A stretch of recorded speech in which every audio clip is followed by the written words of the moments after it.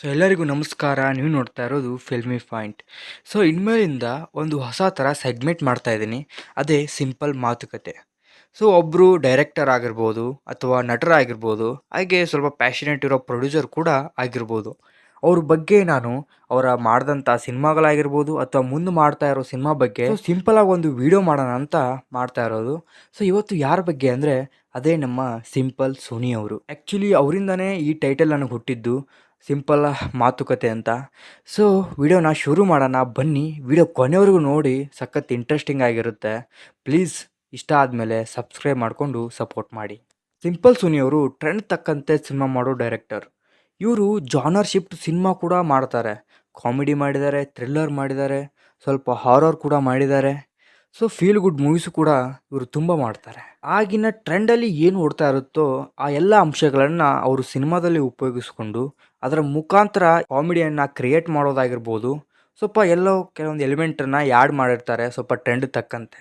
ಸುನಿಯವರು 2013ರಲ್ಲಿ ಸಿಂಪಲಾಗಿ ಒಂದು ಲವ್ ಸ್ಟೋರಿಯಿಂದ ಅವರು ಜರ್ನಿನ ಸ್ಟಾರ್ಟ್ ಮಾಡ್ತಾರೆ. ಸಿಂಪಲಾಗಿ ಒಂದು ಲವ್ ಸ್ಟೋರಿಯಿಂದನೇ ಅವರಿಗೆ ಸಿಂಪಲ್ ಸೋನಿ ಅನ್ನೋ ಒಂದು ಟೈಟಲ್ ಬರುತ್ತೆ. ಆ ಸಿನಿಮಾ ಇವಾಗ ನೋಡಿದ್ರು ಕೂಡ ತುಂಬ ಜನಗಳಿಗೆ ಇಷ್ಟ ಆಗುತ್ತೆ. ಸಖತ್ತಾಗಿರೋ ಒಂದು ಲವ್ ಸ್ಟೋರಿ, ಸಖತ್ತಾಗಿರೋ ಕಾಮಿಡಿ ಪಂಚ್ಗಳು, ಎಂಟರ್ಟೈನ್ಮೆಂಟ್ಗೆ ಕೊರತೆ ಇಲ್ಲದೆ ಇರೋ ಸಿನಿಮಾ ಅಂದರೆ ಸಿಂಪಲಾಗಿ ಒಂದು ಲವ್ ಸ್ಟೋರಿ. ಸಖತ್ ಇಷ್ಟ ಆ ಸಿನಿಮಾ ಕೂಡ ನನಗೂ. ಈ ಸಿನಿಮಾವನ್ನು ಅವ್ರ ಸ್ನೇಹಿತರ ಜೊತೆ ಸೇರಿ ಪ್ರೊಡ್ಯೂಸ್ ಕೂಡ ಮಾಡ್ತಾರೆ. ಹಾಗೆ 2014ರಲ್ಲಿ ಕಲ್ಟ್ ಕ್ಲಾಸಿಕ್ ಆದಂಥ ಉಳಿದವರು ಕಂಡಂತೆಗೆ ಕೂಡ ಇವರು ಪ್ರೊಡ್ಯೂಸರ್ ಆಗಿರ್ತಾರೆ. ಅದೇ ವರ್ಷ ಬಹುಪರಾಗ್ ಸಿನಿಮಾ ಕೂಡ ಬರುತ್ತೆ. ಆ್ಯಕ್ಚುಲಿ ಬಹುಪರಾಗ್ ಸಿನಿಮಾ ಈಗ ನೋಡಿದ್ರೆ ಸಖತ್ತಾಗಿರೋ ಒಂದು ಸಿನಿಮಾ. ಬಟ್ ಆಗಿನಲ್ಲಿ ಅಷ್ಟು ಪ್ರಶಂಸೆನ ಪಡ್ಕೊಂಡಿರಲಿಲ್ಲ, ಯಾಕಂತ ನನಗೂ ಗೊತ್ತಿಲ್ಲ. 2016ರಲ್ಲಿ ಸಿಂಪಲಾಗಿ ಇನ್ನೊಂದು ಲವ್ ಸ್ಟೋರಿ ಅಂತ ಸಿನಿಮಾ ಮಾಡ್ತಾರೆ. ಯಾಕೋ ಗೊತ್ತಿಲ್ಲ, ಕಂಪೇರ್ ಮಾಡ್ತಾರೆ ಸಿಂಪಲಾಗಿ ಒಂದು ಲವ್ ಸ್ಟೋರಿಗೆ. ಅಷ್ಟು ಚೆನ್ನಾಗಿಲ್ಲವಲ್ಲ, ಆ ಥರ ಇಲ್ವಲ್ಲ ಅಂತ ಕಂಪೇರೇಟಿವ್ ಮಾಡಿ ಸಿನಿಮಾ ಅಷ್ಟು ಯಶಸ್ಸನ್ನು ಕಾಣಲ್ಲ. ಅದ ನಂತರ 2016ರಲ್ಲಿ ನನ್ನ ಫೇವ್ರೇಟ್ ಆಗಿ ಸಿನಿಮಾ ಇದು ಆಪ್ರೇಷನ್ ಅಲಮೇಲಮ್ಮ. ಸಖತ್ತಾಗಿರೋ ಒಂದು ಥ್ರಿಲ್ಲಿಂಗ್ ಎಲಿಮೆಂಟ್ ಇರೋ, ಕಾಮಿಡಿ ಇರೋ ಸಿನಿಮಾ ಅಂದರೆ ಅದು ಆಪ್ರೇಷನ್ ಅಲಮೇಲಮ್ಮ. ರಿಷಿ ಅವ್ರನ್ನ ಇಂಟ್ರೊಡ್ಯೂಸ್ ಮಾಡಿದಂಥ ಸಿನಿಮಾ ಕೂಡ ಹೌದು.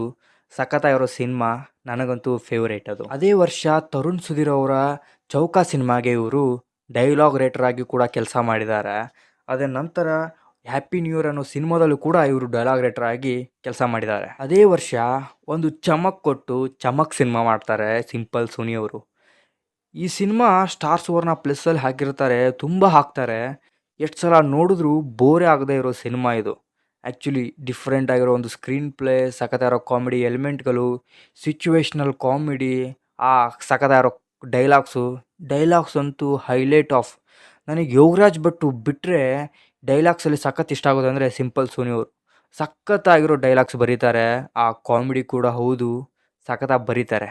2019ರಲ್ಲಿ ಇವರು ಬಜಾರ್ ಸಿನಿಮಾ ಮಾಡ್ತಾರೆ. ಧನ್ವೀರ್ ಗೌಡ ಅವ್ರನ್ನು ಇಂಟ್ರೊಡ್ಯೂಸ್ ಮಾಡ್ತಾರೆ.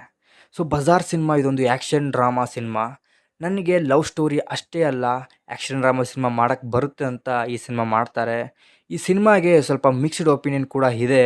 ಸ್ವಲ್ಪ ಜನಕ್ಕೆ ತುಂಬಾ ಇಷ್ಟ, ಸ್ವಲ್ಪ ಜನಕ್ಕೆ ಇಷ್ಟ ಇಲ್ಲ. ಅದೇ ಡ್ರಾಮಾ ಇಟ್ಕೊಂಡು ಮಾಡಿದಾರೆ ಅನಿಸುತ್ತೆ. ಬಟ್ ಇಲ್ಲಿದ್ದಂಥ ಬಿಲ್ಡಪ್ ಸೀನ್ಸು ಅವು ಮಾತ್ರ ಹೈಲೈಟ್ ಆಫ್ ದಿ ಸಿನಿಮಾ. ಸಖತ್ತಾಗಿರೋ ಸಿನಿಮಾ ಕೂಡ ಹೌದು. 2021ರಲ್ಲಿ ಕೋವಿಡ್ ಟೈಮ್, ಸಿನಿಮಾನೇ ಬರ್ತಾ ಇರಲಿಲ್ಲ. ಆವಾಗ ಇವರು ಗೋಲ್ಡನ್ ಸ್ಟಾರ್ ಗಣೇಶ್ರೊಂದಿಗೆ ಮತ್ತೊಂದು ಸಿನಿಮಾ ಮಾಡ್ತಾರೆ, ಅದೇ ಸಖತ್. ಅವಾಗ ಸಖತ್ ರೆಸ್ಪಾನ್ಸ್ ಕೊಂಡು ಆ ವರ್ಷದಲ್ಲಿ ಒಂದು ಲೆಕ್ಕಕ್ಕೆ ಸಿನಿಮಾ ಓಡಿತ್ತಿದ್ದು. ಸಿನಿಮಾ ಅನ್ಕೊಂಡಷ್ಟು ಸ್ವಲ್ಪ ಕಲೆಕ್ಷನ್ ಮಾಡಿತ್ತಂದರೆ ತಪ್ಪಾಗದಿದ್ದು. ಸಖತ್ತಾಗಿರೋ ಒಂದು ಕಲೆಕ್ಷನ್ ಮುಖಾಂತರ ಸಿನಿಮಾ ಸ್ವಲ್ಪ ಹಿಟ್ ಆಗಿತ್ತು. ಆದ ನಂತರ 2021ರಲ್ಲಿ ಇವರು ಅವತಾರ ಪುರುಷ ಮಾಡ್ತಾರೆ.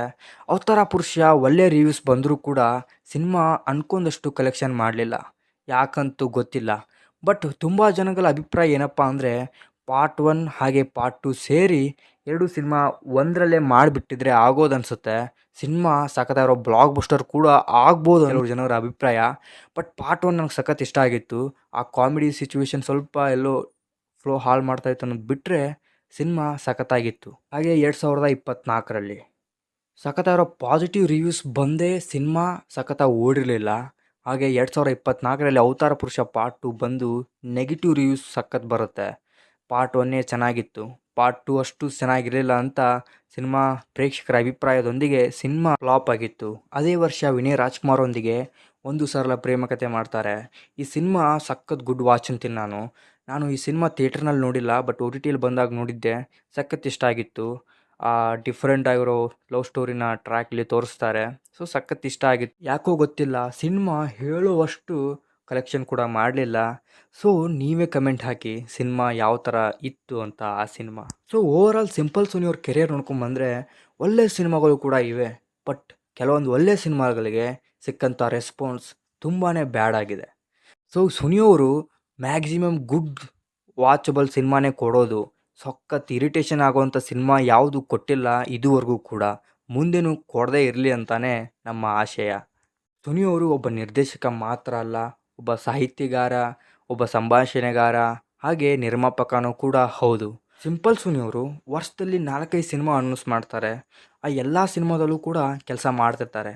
ಯಾವುದು ಎಷ್ಟು ಶೂಟಿಂಗ್ ಆಗಿದೆ ಅಂತ ಅನ್ನೋದು ಇನ್ನೂ ಗೊತ್ತಿಲ್ಲ. ಮೊದಲನೇದಾಗಿ ಶೂಟಿಂಗ್ ಕಂಪ್ಲೀಟ್ ಆಗಿರೋ ಸಿನಿಮಾ ಅಂದರೆ ಅದೇ ಗತವೈಭವ. ಇದು ದುಷ್ಯಂತ್ ಹಾಗೂ ಆಶಿಕಾ ರಂಗನಾಥ್ ಅವರು ಲೀಡಾಗಿ ಕಾಣಿಸ್ಕೊಂಡಿರೋ ಸಿನಿಮಾ. ಸೊ ಇದೇ ನವಂಬರ್ 14ಕ್ಕೆ ಈ ಸಿನಿಮಾ ರಿಲೀಸ್ ಆಗ್ತಾ ಇದೆ. ಈ ಸಿನಿಮಾ ಕಂಟೆಂಟ್ ಬಂದು ಲವ್ ಸ್ಟೋರಿ. ಸೊ ಸಿನಿಮಾದ ಹಾಡು ಒಂದು ಬಂದಿತ್ತು, ಸಖತ್ತಾಗಿತ್ತು ಹಾಡು. ಸಖತ್ತಾಗಿ ಲಿರಿಕ್ಸ್ ಬರೆದಿದ್ದಾರೆ ಸಿಂಪಲ್ ಸೋನಿ ಅವರು, ವೆರೈಟಿಯಾಗಿ ಲಿರಿಕ್ಸ್ ಬರೆದಿದ್ದಾರೆ. ಇನ್ನು ಆ ಮ್ಯೂಸಿಕ್ ಕೂಡ ಸಖತ್ತಾಗಿತ್ತು. ಸೊ ಇದೇ ನವಂಬರ್ 14ಕ್ಕೆ ಸಿನಿಮಾ ರಿಲೀಸ್ ಆಗ್ತಾ ಇದೆ. ಟ್ರೇಲರ್ ಕೂಡ ಇನ್ನೂ ಬರಬೇಕಿದೆ. ಬಂದಾಗ ಕಂಪ್ಲೀಟಾಗಿ ಅದನ್ನು ರಿವ್ಯೂ ಮಾಡೋಣ. ಸೊ ಸಿನಿಮಾ ಕೂಡ ಹೋಗಿ ನೋಡೋಣ. ಎರಡನೇದಾಗಿ ಮೋಡ ಕವಿದ ವಾತಾವರಣ. ಈ ಸಿನಿಮಾದಿಂದ ಕೂಡ ಮೊನ್ನೆ ಒಂದು ಹಾಡು ಬಂದಿತ್ತು. ಸಂಜಿತ್ ಹೆಗಡೆ ಅವರು ಹಾಡಿದ್ದಾರೆ ಆ ಹಾಡು ಕೂಡ ಚೆನ್ನಾಗಿದೆ. ಸೊ ಈ ಸಿನಿಮಾ ಎಷ್ಟು ಪರ್ಸೆಂಟ್ ಶೂಟಿಂಗ್ ಕಂಪ್ಲೀಟ್ ಆಗಿದೆ ಅಂತ ಇನ್ನೂ ಮಾಹಿತಿ ಇಲ್ಲ. ಸೊ ಸಿನಿಮಾ ಯಾವಾಗ ಬರುತ್ತೆ ಅನ್ನೋದು ಕೂಡ ಗೊತ್ತಿಲ್ಲ. ಅದ ನಂತರ ಇವರು Bigg Boss winner Karthik Mahesh ಅವ್ರ ಜೊತೆಗೆ ಮಾಡ್ತಾ ಇದ್ದಾರೆ ರಿಚಿ ರಿಚ್. ಈ ಸಿನಿಮಾ ಅನೌನ್ಸ್ಮೆಂಟ್ ಅಷ್ಟೇ ಆಗಿದೆ. ಈ ಸಿನಿಮಾದಿಂದ ಯಾವುದೇ ಅಪ್ಡೇಟ್ ಆಗಿರ್ಬೋದು ಅಥವಾ ಸಿನಿಮಾ ಶೂಟಿಂಗ್ ಸ್ಟಾರ್ಟ್ ಆಗಿದೆಯಾ ಇನ್ನೂ ಗೊತ್ತಿಲ್ಲ. ಸೊ ನೋಡಬೇಕು ಯಾವಾಗ ಬರುತ್ತೆ ಕೂಡ ಈ ಸಿನಿಮಾ. ಸೊ ಇನ್ನೊಂದು ಸಿನಿಮಾ ದೇವರು ರುಜುವು ಮಾಡಿದವನು. ಸೊ ಈ ಸಿನಿಮಾದಿಂದ ಪೋಸ್ಟರ್ ಕೂಡ ಬಂದಿತ್ತು. ಬಟ್ ಈ ಸಿನಿಮಾ ಯಾವಾಗ ಬರ್ತಿದೆ, ಎಷ್ಟು ಶೂಟಿಂಗ್ ಕಂಪ್ಲೀಟ್ ಆಗಿದೆ ಅದು ಕೂಡ ಗೊತ್ತಿಲ್ಲ. ಸಿಂಪಲ್ ಸುನಿಯವ್ರು ಹಿಂಗೇನೆ ವರ್ಷದಲ್ಲಿ 4-5 ಸಿನಿಮಾ ಅನೌನ್ಸ್ ಮಾಡ್ತಾರೆ, ಬಟ್ ಬರೋದು ಒಂದೇ ಸಿನಿಮಾ. ಸೊ ಒಂದು ಸಿನಿಮಾ ಮೇಲೆ ಅವರು ಕಾನ್ಸಂಟ್ರೇಟ್ ಮಾಡಲ್ಲ, ಎಲ್ಲ ಸಿನಿಮಾ ಮೇಲೂ ಕೂಡ ಹೋಗ್ತಾರೆ. ಸೊ ಗತವೈಭವ 2 ವರ್ಷದ ಹಿಂದೆ ಅನೌನ್ಸ್ ಆಗಿತ್ತು, ಅದು ಇವಾಗ ರಿಲೀಸ್ ಆಗ್ತಾ ಇದೆ. ರಿಚಿ ರಿಚ್ ಬಿಗ್ ಬಾಸಿಂದ ಆಚೆ ಬಂದ ಮೇಲೆ ಅನೌನ್ಸ್ ಆಗಿತ್ತು. ಈಗ ಶೂಟಿಂಗ್ ಎಷ್ಟಾಗಿದೆ, ಯಾವಾಗ ಬರುತ್ತೆ ಅನ್ನೋದು ಕೂಡ ಗೊತ್ತಿಲ್ಲ. ಸೊ ಸಿಂಪಲ್ ಸುನಿ ಯಾವಾಗ್ಲೂ ಹೊಸಬ್ರ ಜೊತೆನೇ ಕೆಲಸ ಮಾಡ್ತಾರೆ. ಹೊಸಬ್ರ ಜೊತೆ ಹಲ್ವಾ ಡೈರೆಕ್ಟರ್ ಕೆಲಸ ಮಾಡೋದು ಯಾರಪ್ಪ ಅಂದರೆ ಅದು ಸಿಂಪಲ್ ಸುನಿ ಅವರು. ಅವರು ಯಾರನ್ನಾದರೂ ಇಂಟ್ರೊಡ್ಯೂಸ್ ಮಾಡಿರ್ತಾರೆ. ಸೊ ಈಗ 4 ಸಿನಿಮಾ ಬರ್ತಾ ಇದೆಯಲ್ಲ, ಅವೆಲ್ಲ ಹೊಸಬ್ರ ಸಿನಿಮಾನೇ, ಆಲ್ಮೋಸ್ಟ್ ಆಲ್ ಹೊಸಬ್ರ ಸಿನಿಮಾನೇ. ಸೊ ಇನ್ನೊಂದು, ಈ ಸಿನಿಮಾ ಅನೌನ್ಸ್ ಆಗಿ ಎಷ್ಟೋ ವರ್ಷಗಳಾಯ್ತೆ. ಈ ಸಿನಿಮಾ ಮತ್ತೆ ಬರುತ್ತಾ ಅನ್ನೋದು ಗೊತ್ತಿಲ್ಲ. ಅದೇ ಗೋಲ್ಡನ್ ಸ್ಟಾರ್ ಗಣೇಶ್ ಅವ್ರ ಜೊತೆ the thugs of Raigad. So ಈ ಸಿನಿಮಾ ಅನೌನ್ಸ್ ಆದಾಗ ಸಖತ್ ಎಕ್ಸೈಟೆಡ್ ಆಗಿದ್ರು ತುಂಬ ಜನ. ಬಟ್ ಈ ಸಿನಿಮಾದ ಪೋಸ್ಟರ್ ಒಂದು ಬಿಟ್ಟರೆ ಈ ಸಿನಿಮಾದ ಆಗುತ್ತೆ ಅನ್ನೋದು ಕೂಡ ಗೊತ್ತಿಲ್ಲ. ನೋಡಬೇಕು ಯಾವಾಗ ಆಗುತ್ತೆ, ಬರುತ್ತಾ ಅನ್ನೋದು ಗೊತ್ತಿಲ್ಲ. ಸಿಂಪಲ್ ಸುನಿ ಅವ್ರ ಸಿನಿಮಾದಲ್ಲಿ ಎಕ್ಸೆಪ್ಟ್ ಮಾಡೋದು ಇದೇನೆ, ಒಂದು ಕಾಮಿಡಿ ಆಗಿರೋ ಡೈಲಾಗ್ಸ್ಗಳು, ಸಖತ್ತಾಗಿರೋ ಹಾಡುಗಳು. ಸೊ ಇವೆಲ್ಲವೂ ಸಿಂಪಲ್ ಸುನಿ ಅವರ ಟ್ರೇಡ್ ಮಾರ್ಕ್ ಅನಿಸುತ್ತೆ. ಸೊ ಇವರೊಂದು ಸ್ಟೈಲ್ ಇದೆ, ಆ ಸ್ಟೈಲ್ ನನಗೆ ತುಂಬ ಇಷ್ಟ. ಸೊ ಅದೇ ಥರ ಸ್ಟೈಲಲ್ಲಿ ಇನ್ನಷ್ಟು ಜಾಸ್ತಿ ಸಿನಿಮಾಗಳನ್ನ ಅವರು ಮಾಡಲಿ, ಕನ್ನಡ ಸಿನಿಮಾಗಳಿಗೆ ಕೊಡುಗೆ ನೀಡಲಿ ಅಂತ ನಾನು ಕೇಳ್ತೇನೆ. My favourite films of simple Suni. ಮೊದಲನೇದಾಗಿ ಅವರೇ ಮೊದಲ ಸಿನಿಮಾ ಸಿಂಪಲ್ ಆಗಿ ಒಂದು ಲವ್ ಸ್ಟೋರಿ. ಸೊ ಸಿಂಪಲ್ ಆಗಿ ಒಂದು ಲವ್ ಸ್ಟೋರಿ ನನಗೆ ಸಿಂಪಲ್ ಆಗಿ ಸಖತ್ ಇಷ್ಟ. ಅದ ನಂತರ ಆಪರೇಷನ್ ಅಲ್ಮೇಲಮ್ಮ. ನಾನು ಇತ್ತೀಚೆಗೆ 1 ವರ್ಷ ಆಯಿತು ಆ ಸಿನಿಮಾ ನೋಡಿ. ಆ್ಯಕ್ಚುಲಿ ಅವಾಗಿಂತ ನಾನು ಸಿಂಪಲ್ ಸುನಿ ಅವ್ರ ಫ್ಯಾನ್ ಆಗಿಬಿಟ್ಟಿದ್ದೀನಿ. ನನಗೆ ಗೊತ್ತೇ ಇರಲಿಲ್ಲ ಸಿಂಪಲ್ ಸುನಿ ಅವ್ರು ಇದನ್ನು ಡೈರೆಕ್ಟ್ ಮಾಡಿದಾರಂತ. ಆ್ಯಕ್ಚುಲಿ ಬಹುಪರಾಕ್ ಸಿನಿಮಾ ನೋಡಿದಾಗ ಯಾರಿಗೂ ಇದನ್ನು ಡೈರೆಕ್ಟ್ ಮಾಡಿದವರು ಅಂತ ಅವಾಗ ಅನಿಸಿತ್ತು. ಸೊ ಚೆಕ್ ಮಾಡಿದ್ಮೇಲೆ ಗೊತ್ತಾಯಿತು ಅದನ್ನು ಸಿಂಪಲ್ ಸುನಿ ಅವ್ರು ಮಾಡಿದ್ದಾರೆ. ನಿಜವಾಗ್ಲೂ ಕೆಲವೊಂದು ಸಿನಿಮಾಗಳು ಮಾಡಿದ್ದಾರೆ, ಅವರೇ ಮಾಡಿದಾರಂತ ಗೊತ್ತಾಗಲ್ಲ. ಬಹುಪರಾಕ್ ಆಗಿರ್ಬೋದು, ಆಪರೇಷನ್ ಅಲ್ಮೇಲಮ್ಮ ಆಗಿರ್ಬೋದು. ಹಾಗೆ ಚಮಕ್ ಕೂಡ ನನ್ನ ಫೇವ್ರೇಟು. ಸೊ ಇತ್ತೀಚೆಗೆ ಬಂದಂಥ ಒಂದು ಸರಳ ಪ್ರೇಮಿಕತೆಯೂ ಕೂಡ ನನಗೆ ಸಖತ್ ಇಷ್ಟ. ಸಿಂಪಲ್ ಸುನಿ ಅವರ ಟ್ರೇಡ್ ಮಾರ್ಕ್ ಏನಪ್ಪ ಅಂದರೆ ಅದು ಅವರ ಟೈಟಲ್ಸ್. ಒಂದೇ ಟೈಟಲ್ 3 ಸಿನಿಮಾಗೆ ಇಟ್ಟಿದ್ದಾರೆ. ಮೇ ಬಿ ಗೊತ್ತಿರ್ಬೋದು. ಮೊದಲನೇ ಸಿನಿಮಾ ಸಿಂಪಲಾಗಿ ಒಂದು ಲವ್ ಸ್ಟೋರಿ, ಅದನ್ನು ಸ್ವಲ್ಪ ಡಿಫ್ರೆಂಟಾಗಿ ಮಾಡಿ ಸಿಂಪಲಾಗಿ ಇನ್ನೊಂದು ಲವ್ ಸ್ಟೋರಿ ಅಂತ ಇಟ್ಟರು. ಅವೆರಡೂ ಬೇಡಪ್ಪ ಅಂತ ಆ ಟ್ರಾನ್ಸ್ಲೇಟ್ ಮಾಡಿ ಒಂದು ಸರಳ ಪ್ರೇಮಕತೆ ಅಂತ ಇಟ್ಟರು.